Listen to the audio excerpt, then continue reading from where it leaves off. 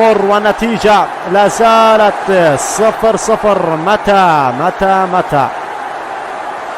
متى سيأتي الهدف سواء لليمن أم للإماراتي؟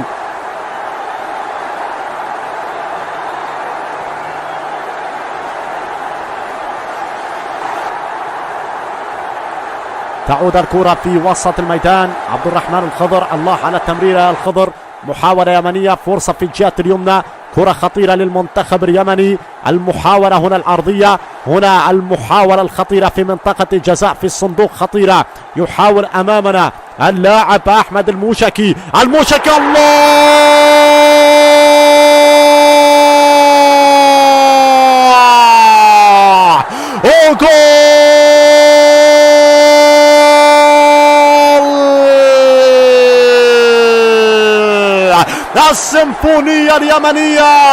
السيمفونية اليمنية انطلقت. سيمفونية الانتصار بدأت بعزف أحلى الألحان في مسرح الأحلام في أوبرا اليمن. تبدأ بتسجيل أغلى الأهداف عن طريق عادل عباس، العالمي عادل عباس. عادل وجول أول لليمن في هذا اللقاء. لاحظ الموشكي، أحمد الموشكي، أحمد الصاروخ. الله يا أحمد يا الموشكي. لاحظ المرور وتهيئة الكرة، وهنا اللمسة السحرية من ابن الكرة اليمنية. هنا المحاولة اليمنية، هنا الهدف الأول اليمني. اليمن تسيطر، اليمن تستحوذ، اليمن تسلطن في أرض السلطنة بأقدع من لاعب الفنان ومرعب كل الحراس. هو عادل عباس، العالمي في لقاء معانقة أغلى الألقاب، في لقاء ضرب كل التوقعات، في لقاء خطف أغلى انتصار في موقعة صدام الكبار. واليماني بأروع أداء يظهر في هذا اللقاء. أجمل أداء لمنتخب اليمن، يضرب كل المنتخبات مع العملاق علي النونو، مع الشاب سامر فضل. يظهر الوحش الأحمر، يظهر الغضب الأحمر في هذا اللقاء، ويسجل هدف الأزبقية في هذه اللحظات.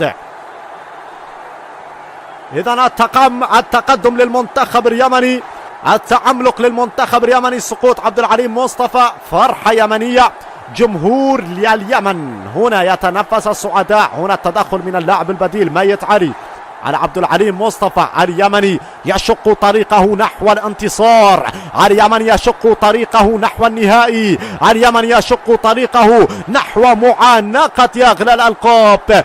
اللقب الذي ينادي باسم اليمن، اللقب الذي ينادي اليماني. واليمن حتى الآن متقدم بالنتيجة والأداء هنا في أرضية الميدان، في ملعب الصلالة، في ملعب السعادة، في مدينة الصلالة العمانية، في أرض السلطنة العمانية. يسلطن المنتخب اليمني، يسلطن الأحمر اليمني، ويعلن عن التقدم والجاهزية لمعانقة اللقب الغالي الذي ينادي، الذي يبحث عن الأحمر اليماني.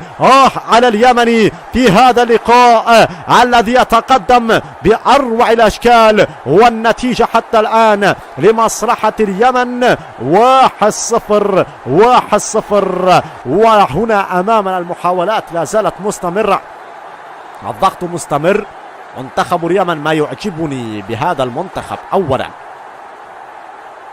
وجود النجوم الموهوبين العمالقة، وأيضا ما يعجبني عندما يتقدمون لا يتراجعون إلى الوراء بل يهاجمون.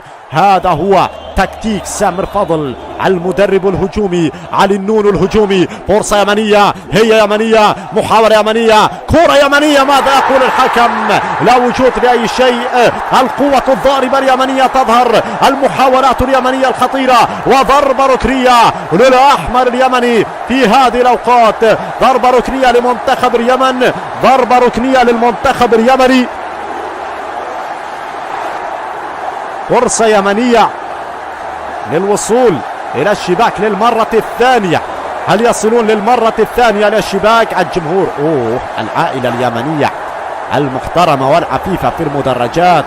هنا المحاولات، هنا الفرص اليمنية، هنا الكرات اليمنية، المحاولة الخطيرة من الجهة اليمنى في الرواق الأيمن. يحاول المنتخب اليمني أن يصل للشباك الإماراتية. التقدم حتى الآن بأروع الأشكال.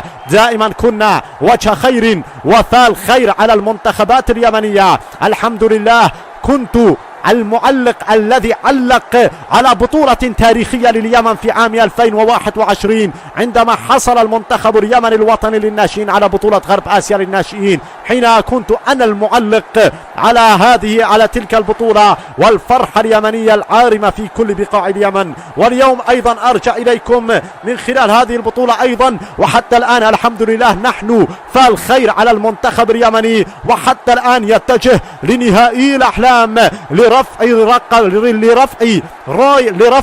لقب البطولة مجددا للمرة الثانية في تاريخ مشاركات منتخب اليمن للناشئين في بطولة غرب. هنا دعوني أقف احتراما وتقديرا لهذا الجمهور. أنت لست في إيطاليا، لست في ألمانيا، لست